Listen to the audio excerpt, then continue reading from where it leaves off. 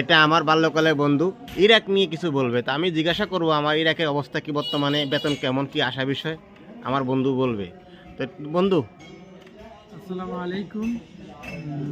কি প্রশ্ন করতেছো? আমি বলবো অবশ্যই। ইরাকে বেতন কেমন?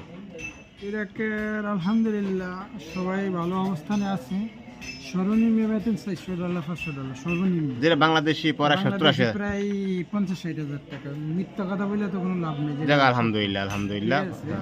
50-60 হাজার টাকা বেতন এখন বর্তমানে আছে, এর বেশিও আছে। ঠিক আছে, ইরাকে যে অবস্থান আছে, মানে আমি আমার অবস্থান থেকে বলতেছি, আমি 60-70 হাজার টাকা আলহামদুলিল্লাহ হালালভাবে রুজি করার জন্য চেষ্টা করতেছি। ঠিক আছে, বাকিটা উপর আল্লাহ ভালো জানে। যাক আলহামদুলিল্লাহ।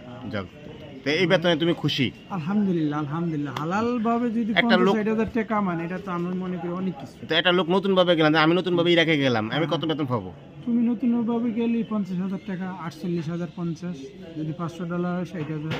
ও যাক আলহামদুলিল্লাহ। তাহলে 60,000 খরচা খরচা কেমন, খরচা কার? খরচা এখন বর্তমানে মানে পরিস্থিতি, বিশেষ করে বাঙালি আমরা তো ভালো না।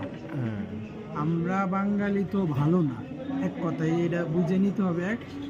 এবং যদি এটাকে কেউ চায়, আপাতত 8 লাখ 8.5 লাখ টাকা লাগবে, খরচা হবে না? খরচা হবে আর কি, মানে বৈধভাবে একদম বৈধ। না। এর ভিতরে কোনো কোনো সমস্যা নাই। তোমার বৈধ পথে, বৈধ পথে। বৈধ পথে আর কি, অবৈধ না।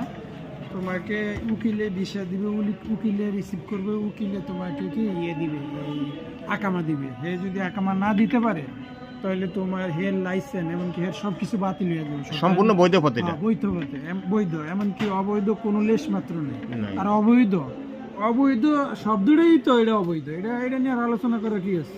যাই হোক, তাহলে বৈধ পথে দেখো, ইরাকে গেলাম, ইরাকে এখানে মালিক রিসিভ করো সম্পূর্ণ? মালিককে রিসিভ করবো না, তুমি ফ্রি ভাবে যাবে আর কি। তোমার আত্মীয় স্বজন যে আর আন্ডারে যাবা, হে তোমাকে মানে ওই উকিলে তোমার দিয়ে দিবে। ঠিক আছে, যেমন তোমার আত্মীয় স্বজন আছে সব জায়গায় দিত, আত্মীয় স্বজনের মাধ্যমেই তো সবাই যায়, কিন্তু মাধ্যম থাকে আর কি একজন, অথবা উকিল হোক অথবা বাংলাদেশে, দুইজনের বেতন বেতন নিয়ে কোনো ঝামেলা করে কিনা মালিক? বেতন নিয়ে কোন এরা পারিশ্রমিক যেটা, এটা এরা জানে।